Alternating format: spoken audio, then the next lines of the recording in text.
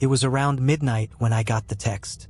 My friend had found a Ouija board buried in an old thrift store and, of course, thought it was perfect for some late-night thrills. I hadn't exactly signed up for a brush with the supernatural that night, but something compelled me to say yes. When I arrived, the house was shrouded in darkness, save for a dim lamp in the corner casting long shadows across the room.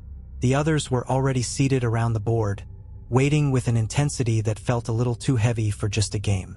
"Let's start," someone whispered, and I couldn't tell who. The words hung in the air, and then everything went quiet. The silence didn't feel normal, though.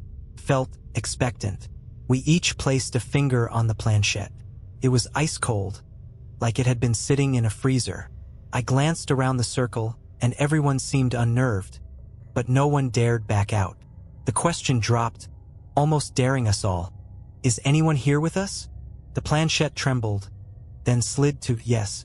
At first, we thought one of us had moved it, but as our fingers hovered, barely touching, it moved again, more insistently. It spelled out, IWATCH. A chill ran down my spine. I laughed nervously, but no one else even breathed. I wanted to pull my hand away, but I couldn't. It was like the planchette had some kind of hold on us. Another question popped out, unplanned, unfiltered. "Who are you?" The planchette stilled for a second, then slid to spell, FACELESS. We stared, transfixed, our fingers glued to the planchette. A crash sounded from the other room, and we all jumped. Someone laughed, uneasy, muttering about the wind, but we knew better. The air felt charged, like there was something else in the room with us, watching, waiting.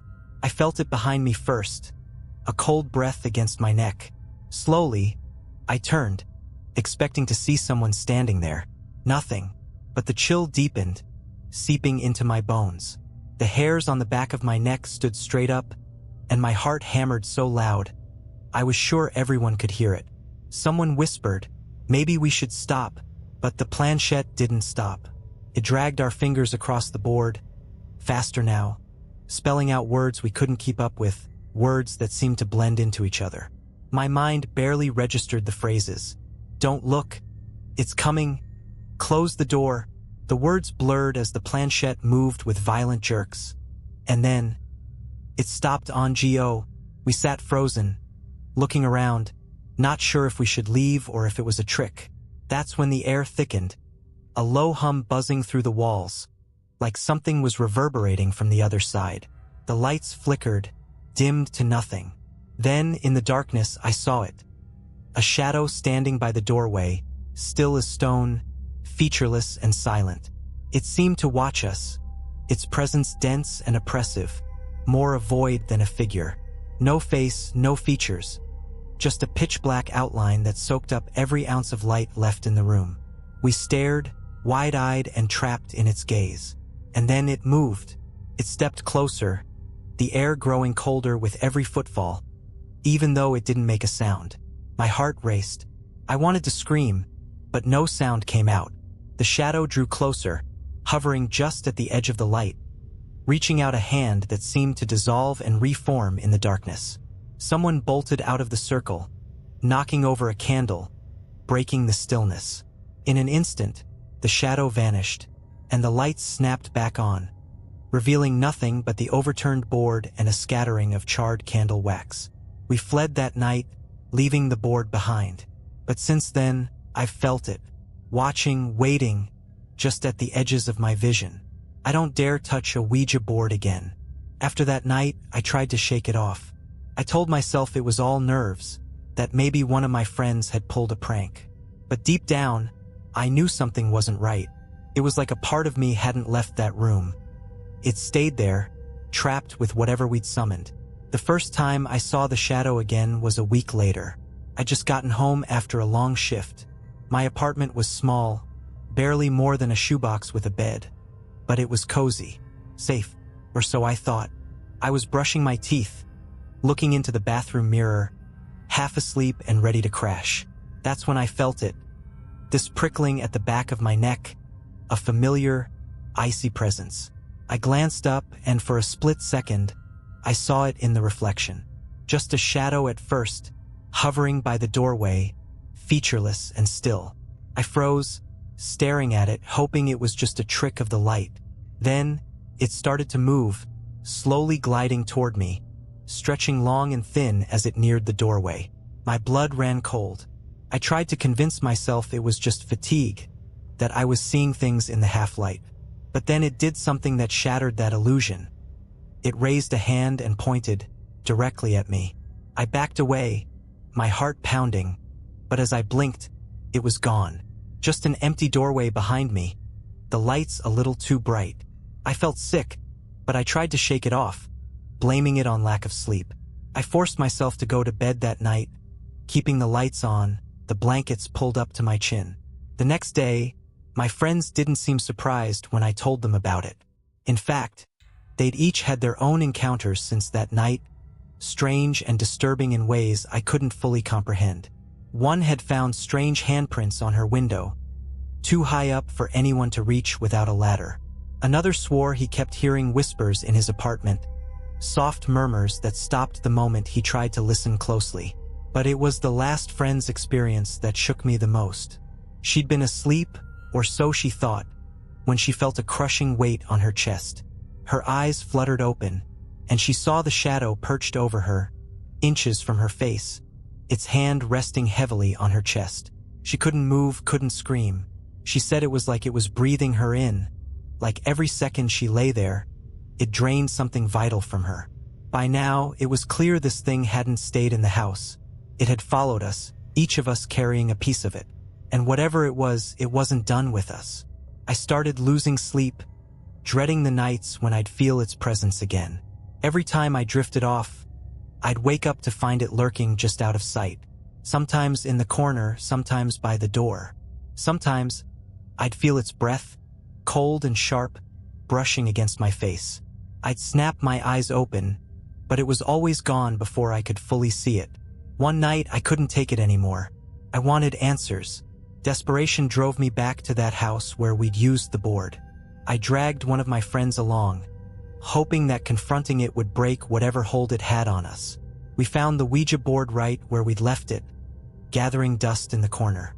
With shaking hands, we set it up again, placing our fingers lightly on the planchette. I could barely speak, but I managed to choke out, "What do you want from us?" The planchette stayed still, and for a moment I thought we'd finally broken free, that it had left us. But then, almost painfully slow, it slid across the board to spell a single word, S-T-A-Y. I felt an overwhelming dread, a weight pressing down on my chest. But I pushed on, needing to know. "Why?"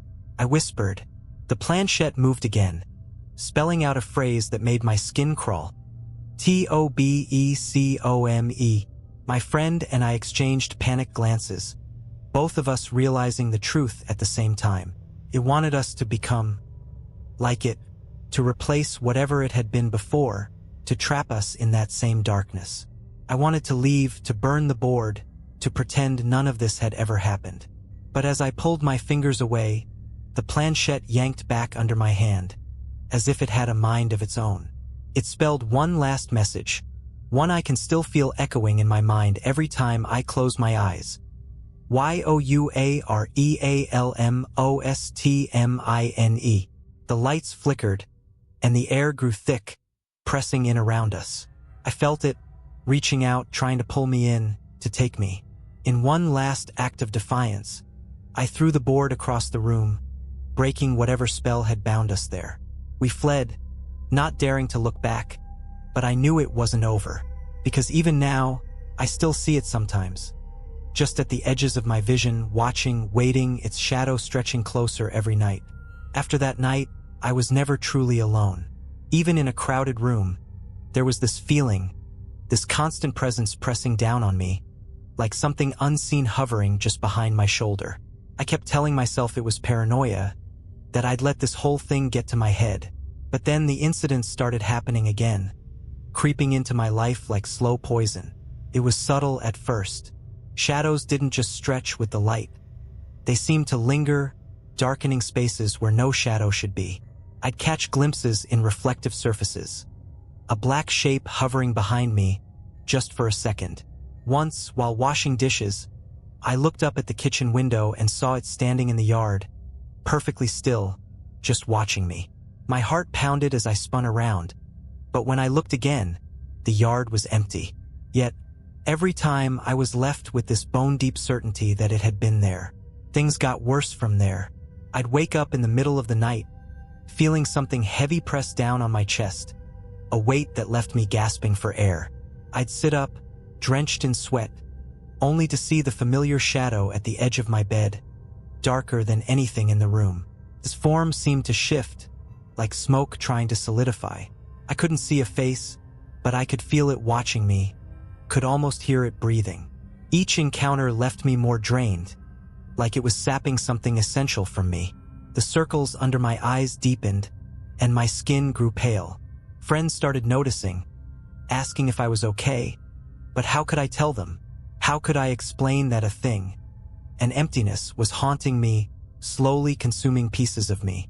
One night, after waking up to that suffocating pressure again, I knew I couldn't handle it alone anymore.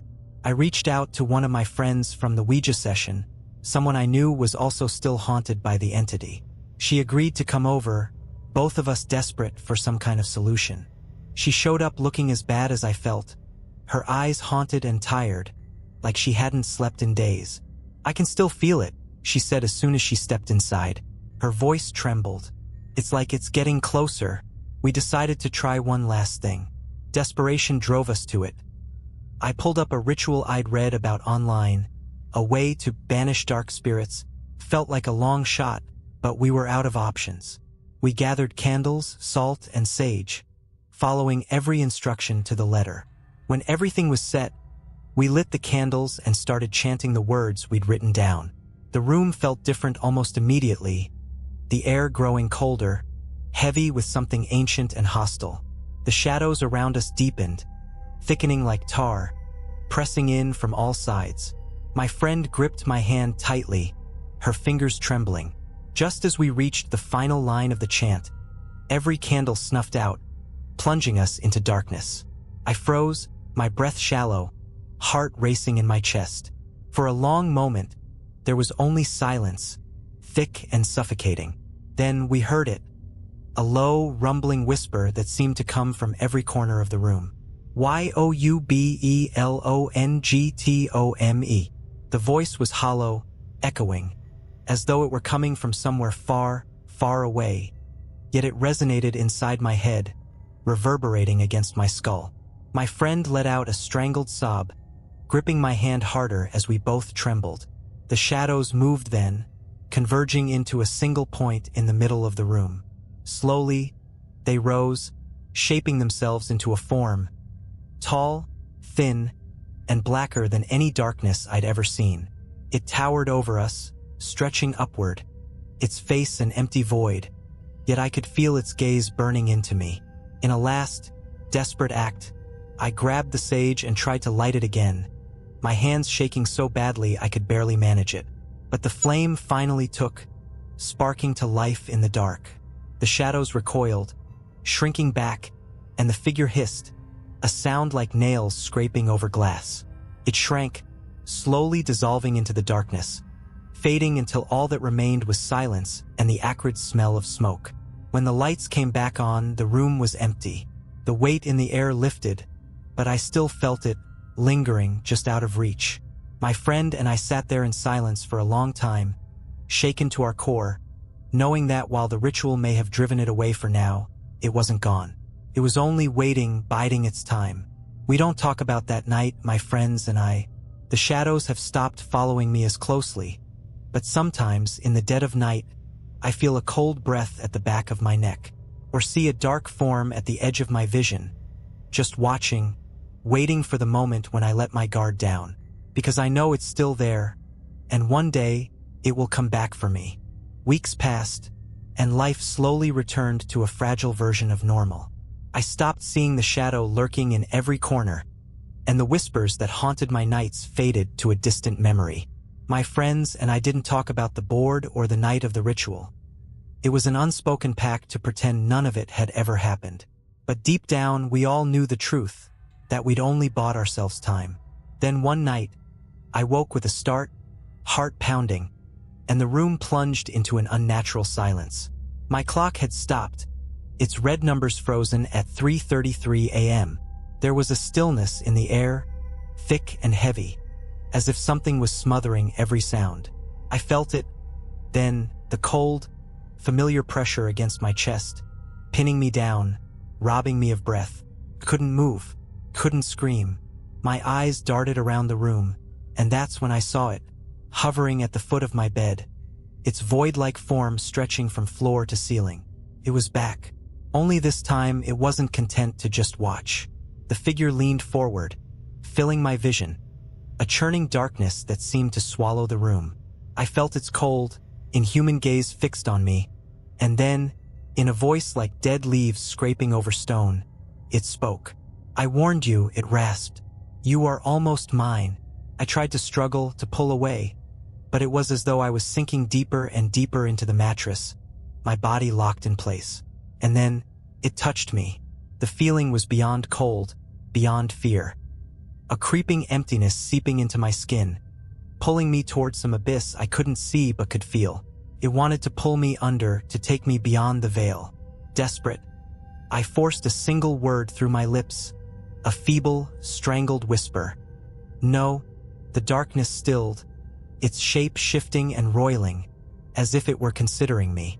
I felt a flicker of defiance, a surge of strength, and in that moment, I remembered the final words from the ritual, words I hadn't dared to speak because I was too terrified of what they might summon.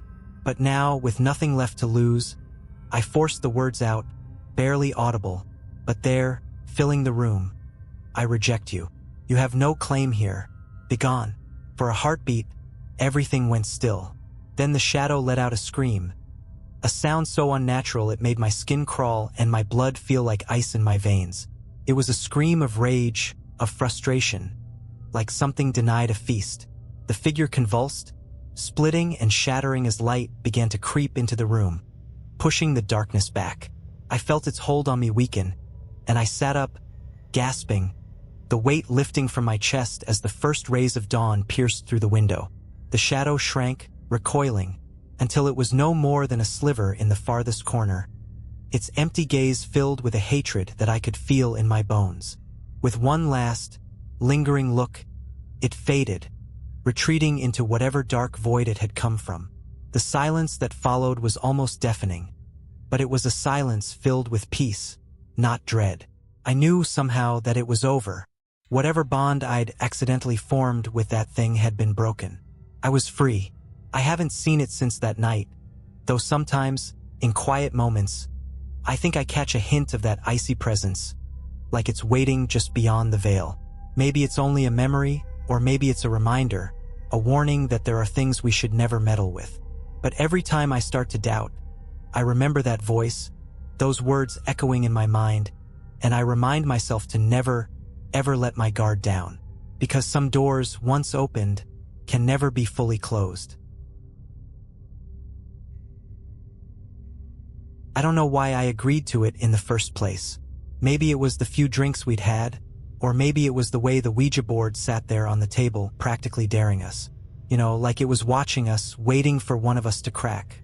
The house had been quiet all night, just the three of us in the dim glow of some candles we'd lit for atmosphere. I didn't expect anything to happen, not really, but there was this weird tension that crept in as soon as the board was out. It started simply enough. Fingers on the planchette, everyone in the circle looking at each other like, what's the worst that could happen? I'll tell you, though, the worst came a whole lot faster than we expected. I asked the first question just to break the silence. Is anyone here with us? Nothing happened. No movement, no strange sounds, nothing. We all relaxed, laughed it off, and one of my friends dared me to ask again, louder. So I did. This time, a shiver ran through me. The planchette moved. I was sure one of them had done it, just trying to freak me out. I shot them both a look, but they seemed just as surprised as I was. I wasn't about to show them I was freaked out, so I pressed on. What's your name? I asked, trying to keep my voice steady.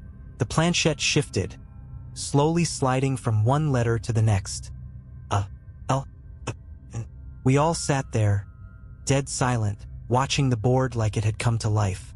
I felt this pressure in the room, like something was pushing down on us, and suddenly, the candles dimmed, flickering as if caught in some invisible draft. "Alan?" I whispered, suddenly feeling like I'd made a huge mistake. The board didn't respond right away. The planchette just sat there like it was considering me, watching. And then, it moved again, spelling out, "Get out." One of my friends laughed nervously, trying to brush it off, but we all felt it. The room had gone icy cold. It wasn't like someone had just turned down the thermostat. It was the kind of cold that cuts through you, the kind that feels alive. But we didn't leave. I wish we had. Instead, I asked why. The board jerked. Not slowly, not playfully, but violently, almost ripping out from under our fingers. This time it spelled out one word: danger. We pulled our hands back, looking around the room, half expecting something to leap out of the shadows. But the only sound was the low hum of the candles flickering. I reached for the planchette again, almost as if something was guiding me, making me do it. Against my better judgment, I asked one last question. "What do you want?" The planchette moved, faster than before, spelling out two words that have haunted me every night since: "Your soul." Before any of us could react, one of the candles tipped over, spilling hot wax onto the table. The flame went out, plunging us into near darkness. In the candlelight, I could have sworn I saw a shadow moving, no, not moving, looming, growing, right there in the room with us. I felt its gaze on me, a cold, piercing sensation that went straight to my core. And then, from somewhere in the house, there was a low, guttural laugh, one that sent a shiver down my spine and made my skin crawl. None of us dared move, but it didn't stop there. Just as that laugh echoed through the room, we heard footsteps. Heavy, deliberate. They were coming from upstairs, each step slow and echoing, as if whoever or whatever was up there wanted us to know it was coming. We all froze, holding our breath, straining to hear. It sounded like it was dragging something across the floor, a rough, scraping sound that made my stomach twist. My friend grabbed my arm, his fingers digging in hard enough to hurt, and he whispered, "Dude, we need to get out of here. Now." But I couldn't move. I felt like I was rooted to the spot, as if some unseen force was holding me down, refusing to let me go. The footsteps got louder, closer, and then they stopped right above us. Whatever was up there, it was directly overhead. The silence that followed was worse. It was this charged, electric quiet, like the air before a thunderstorm. I felt something shift in the room, a subtle weight pressing down, suffocating. And then I noticed the smell. It was sickly sweet, like rotting flowers, mixed with something else, something metallic and sharp. Blood. The scent filled my lungs, making me gag, and I had this overwhelming sense of dread, like whatever was up there wasn't just waiting. It was hungry. Against every instinct, I forced myself to speak, my voice barely a whisper. "Who are you?" I regretted it the instant the words left my mouth. The Ouija board reacted immediately. The planchette slammed across the board, faster and harder than before, spelling out letters in a furious blur that I barely managed to follow. W. L. I glanced at my friends, the horror mirrored on their faces. Alan, it had spelled that name before. Was that who, or what was upstairs? I didn't get a chance to ask, because as soon as I looked back down, the board moved again, spelling out something new, something that made my blood run cold. K-L-L-E-D. We were all holding our breath, trying to process what it was saying. "Killed?" my friend whispered, his voice shaking. "Killed who?" And then, like it was answering him, the board started to spell out more. This time, it spelled 3 words, slow and deliberate, almost as if savoring each one. Y-O-U-E-T. The last candle went out, plunging us into total darkness. In the pitch black, panic took over. We scrambled to find our phones, anything that could give us light, but our hands were shaking so badly that we couldn't even unlock the screens. My heart was pounding so hard, I thought it might explode. I whispered into the darkness, desperate and shaky, "Who's there? What do you want from us?" From somewhere in the blackness, that same low laugh echoed, but this time it was closer, right behind me. The hairs on the back of my neck prickled, and I turned around slowly, feeling my pulse hammering in my throat. My eyes strained to adjust, and just as I was beginning to make out shapes in the room, I saw it. A shadow, darker than the room itself, stood just beyond the table. It had no face, no features, just this massive, hulking presence, a human shape that seemed to swallow any light around it. And it was leaning in, almost curiously, as if it was studying us. "Get out!" It was a voice, low and guttural. A single command whispered into the room. My friends and I backed away instinctively, but the board hadn't finished with us yet. The planchette moved on its own again, even though none of us were touching it. It spelled out one final message, slowly, as if mocking us. I swallowed, my throat dry, and my voice barely a croak. "Stay? What does it want us to?" Suddenly, one of my friends let out a blood-curdling scream. His face was frozen in horror, and he was staring at something none of us could see. He pointed to a spot above the board, his finger trembling. It's in the board," he whispered, almost too softly to hear. "It's trapped in the board, and it wants out." The realization hit us all at once. This wasn't just some ghostly presence. This was something that had been bound to the Ouija board, waiting for someone to come along and set it free. And we were the unlucky ones who'd disturbed it. My other friend grabbed my arm, his grip so tight it hurt. "We have to close it.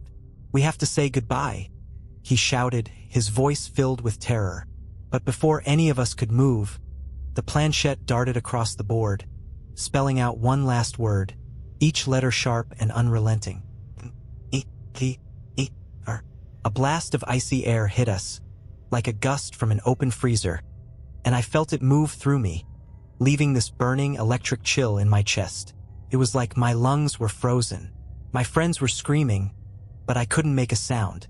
I was paralyzed, unable to move, unable to breathe, as if something was pulling me under.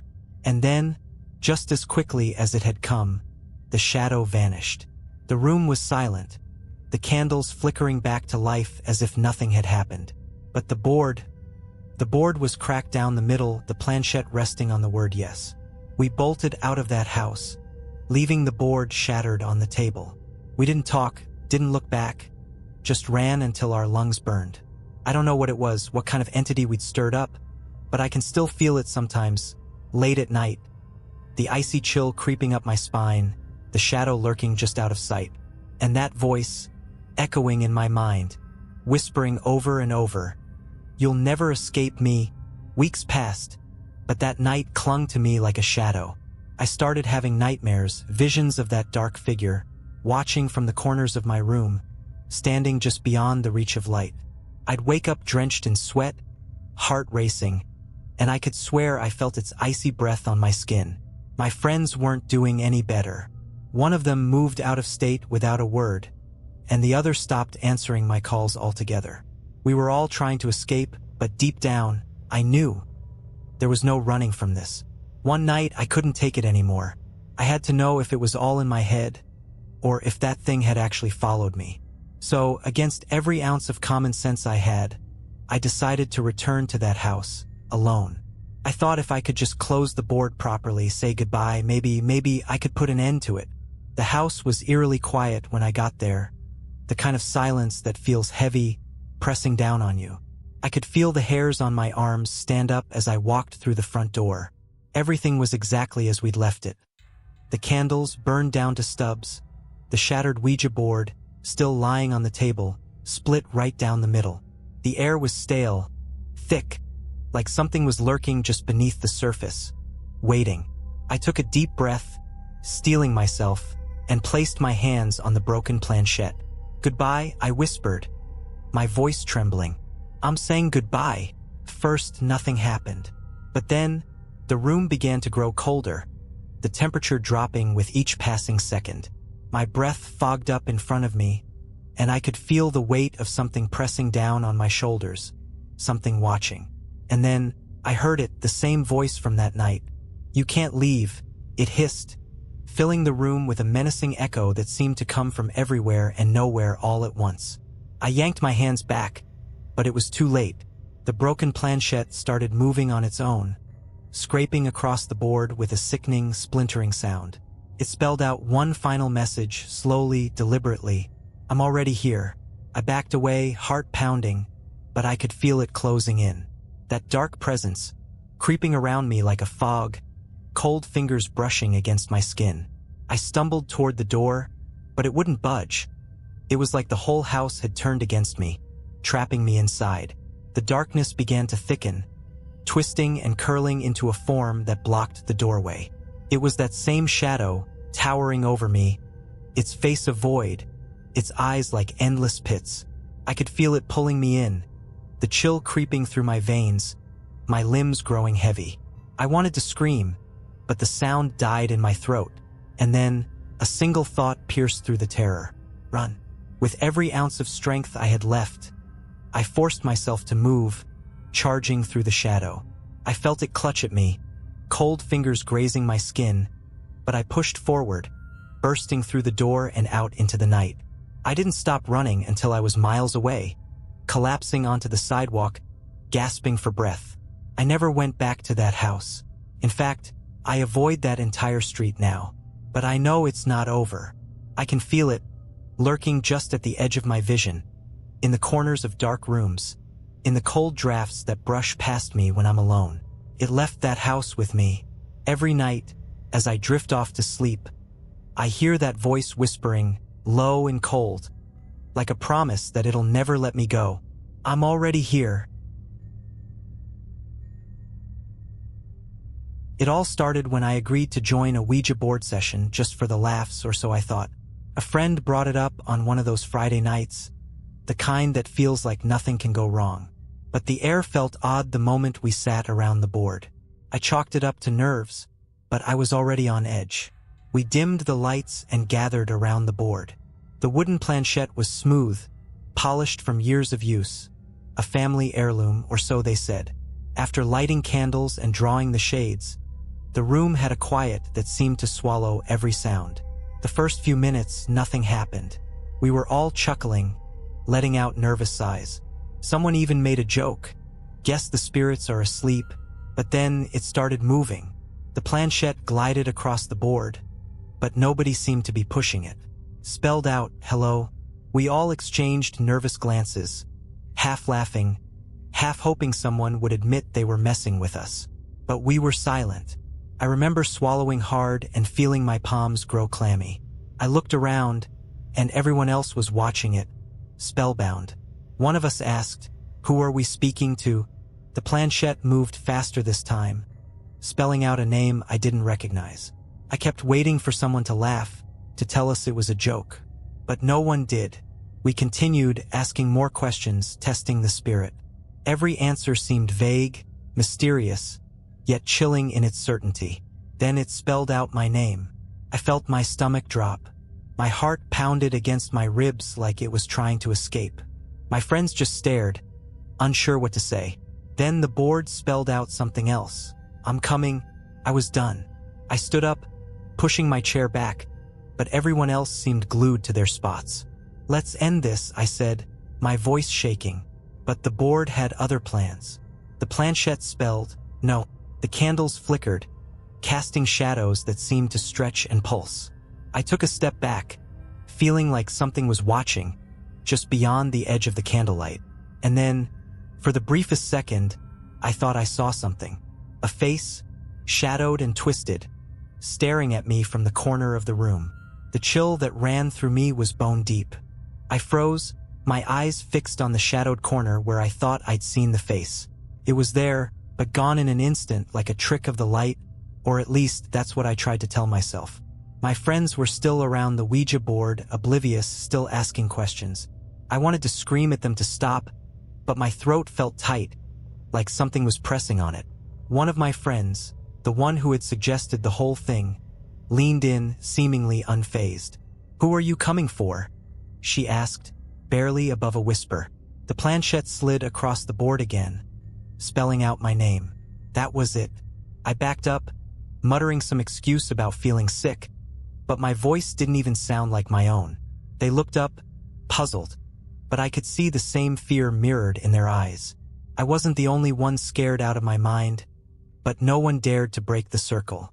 The planchette moved on its own again, jerking side to side as if it was agitated. Spelled, "Don't leave." My friend reached out, grabbing my wrist, and pulled me back toward the board. "You can't leave without saying goodbye. You have to end it or—" Her words trailed off as the planchette began moving in figure eights, looping faster and faster. My head started pounding, each thud of my heart synchronized with the movement of the planchette. I couldn't tear my eyes away from it. The air felt thick, pressing down on me from all sides. Then, it spelled out one last word. "Run." I didn't need another warning. I bolted for the door, and the others followed, spilling into the hallway in a panic. As I reached the door, I felt a sudden, icy gust of wind from behind me, like something had brushed past. My skin crawled, and I dared one last look over my shoulder. The room was empty, just as we had left it, with the Ouija board still on the floor. But the planchette, it was moving on its own. We stood in the hallway, trying to catch our breath, each of us staring back at the room like it might reach out and grab us. We were all panting, trying to process what had just happened.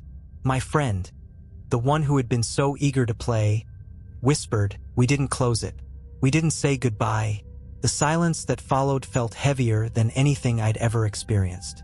None of us wanted to go back into that room, but I could feel that presence, like it was in the walls, lurking in every shadow, waiting for one of us to slip up. Finally, we mustered the courage to go back. The candles had burned lower, casting strange shapes across the walls. And the planchette, it had moved again. This time, it rested over the word "hello" on the board. One of my friends reached down to touch it, but I pulled his hand back. "Don't," I hissed. My voice shook. "We'll just say goodbye and get out. That's it." We all gathered around the board again, our fingers hovering, not quite touching the planchette. I was terrified it would start moving on its own again. My heart was hammering so loudly I thought it might drown out everything else. As we whispered goodbye, something creaked in the room. It sounded like footsteps, slow and deliberate, coming from the corner where I had seen that shadowed face. None of us dared look, but I could feel it, like a weight bearing down on my shoulders. I was gripping the edge of the board so hard my knuckles had gone white. Then, without warning, the planchette jerked to the word "no." I gasped, snatching my hand away. The room seemed to grow colder, and I could swear I felt something brush against my arm, like fingers grazing my skin. My friends jumped back, one of them almost tripping over their chair. The candles flickered violently, casting monstrous, twisting shadows across the walls. My friend's voice was barely a whisper. "It doesn't want us to leave." We stood frozen, helpless. The planchette started to slide again, spelling out one word, over and over. Mine couldn't breathe. We stumbled back out of the room, slamming the door shut behind us. As we fled down the hallway, I thought I heard something scrape against the inside of the door, like nails scratching, desperate to get out. For the next few days, I tried to shake it off, to convince myself it was just nerves, just a bad experience. But that night, as I lay in bed, I started hearing whispers. That first night, I barely slept.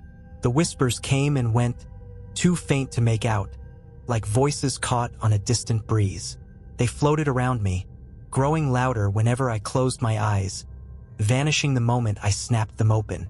I tried to tell myself it was just paranoia, an echo of that night, but deep down, I knew something had followed me.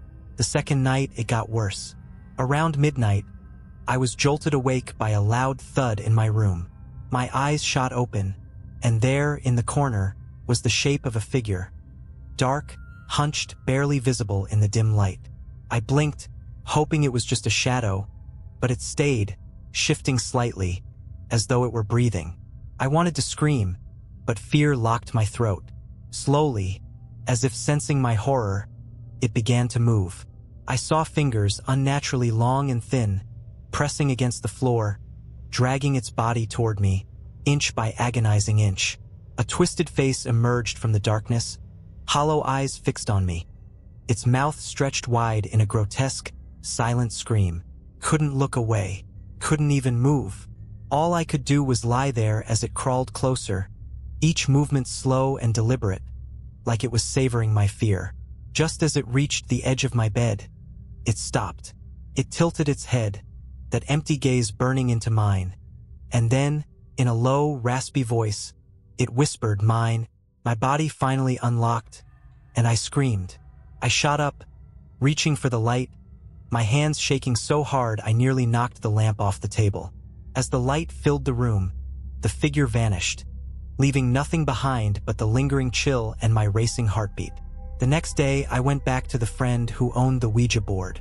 I demanded answers, begged them to tell me how to make it stop. They looked just as frightened as I felt, admitting they'd been hearing things too, seeing shadows in their home. None of us knew what to do. Desperate, we researched how to close a Ouija session properly, reading every bit of advice and ritual we could find. That night, we gathered again, each of us armed with salt, candles, and prayers from every religion we could think of. We placed the board in the center of the room, and, with trembling hands, we set our fingers on the planchette. Together, we whispered, "Goodbye." For a long, agonizing moment, nothing happened. And then, just as we were about to pull our hands away, the planchette moved, slowly, reluctantly, like something was fighting against it. It spelled out one final message. "See you soon." My heart sank, and a cold dread settled in my chest as we watched the planchette glide over to goodbye. The candles flickered, casting eerie shadows that seemed to dance along the walls. And then, one by one, they snuffed out, plunging us into darkness. Since that night, the whispers have stopped, and I haven't seen the shadow again. But every so often, late at night, I feel a presence just outside my bedroom door, waiting, watching. I know it's not over. Whatever we let in that night is still out there, waiting for the moment I slip up, the moment I let my guard down. And sometimes, just sometimes, when the night is quiet, I swear I can hear it, faint and far away, whispering my name.